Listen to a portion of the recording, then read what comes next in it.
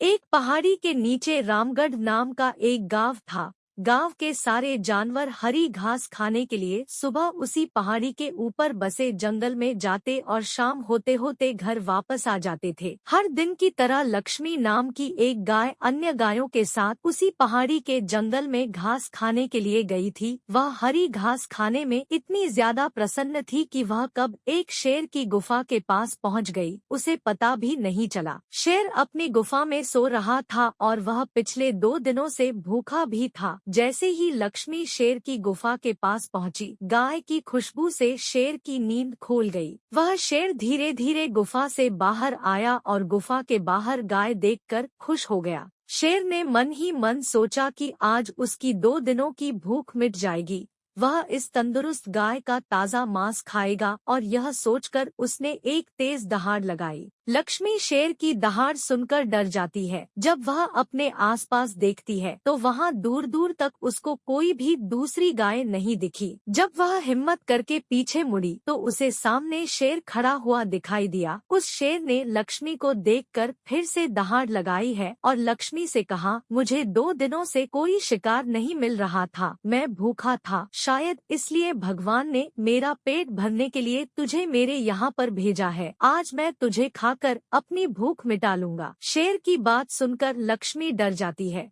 वह रोते हुए शेर से कहती है, मुझे जाने दो, मुझे मत खाओ, मेरा एक छोटा बच्चा है जो अभी सिर्फ मेरा ही दूध पीता है और उसे घास खाना अभी तक नहीं आया है। लक्ष्मी की बात सुनकर शेर हंसते हुए कहता है, तो क्या मैं अपने हाथ में आए शिकार को ऐसे ही जाने दूं? मैं तो आज तुझे खाकर अपनी 2 दिनों की भूख मिटाऊंगा। शेर के ऐसा कहने पर लक्ष्मी उसके सामने रोने लगी और विनती करते हुए कहती है कि आज मुझे जाने दो, मैं आज अपने बछड़े को आखिरी बार दूध पिला दूंगी और उसे बहुत सारा प्यारा करके कल सुबह होते ही तुम्हारे पास आ जाऊंगी। फिर तुम मुझे खा लेना और अपना भूखा पेट भर लेना। शेर लक्ष्मी की यह बात मान जाता है और धमकी देते हुए कहता है कि अगर कल तू नहीं आई तो मैं तेरे गांव आऊंगा, फिर तुझे और तेरे बेटे दोनों को खा जाऊंगा।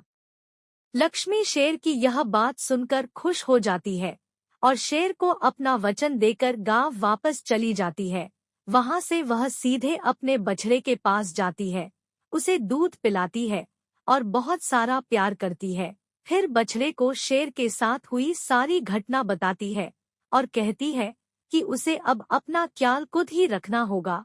वह कल सुबह होते ही अपना वचन पूरा करने के लिए शेर के पास चली जाएगी। अपनी माँ की बातें सुनकर बछड़ा रोने लगता है। दूसरे दिन सुबह होते ही लक्ष्मी जंगल की तरफ निकल जाती है और शेर की गुफा के सामने पहुंचकर शेर से कहती है, अपने वचन के अनुसार मैं तुम्हारे पास आ गई हूँ, अब तुम मुझे खा सकते हो। गाय की आवाज सुनकर शेर अपनी गुफा से बाहर निकलकर आता है और भगवान के अवतार में प्रकट होते हैं। वह लक्ष्मी से कहते हैं, मैं तो बस तुम्हारी परीक्षा ले रहा था, तुम अपने वचन की पक्की हो, मैं इससे बहुत प्रसन्न हुआ, तुम अब अपने घर और बछड़े के पास वापस जा सकती हो। इसके बाद वे उस गाय को गौ माता होने का वरदान भी देते हैं और उसी दिन के बाद से सभी गायों को गौ माता कहना शुरू कर देते हैं।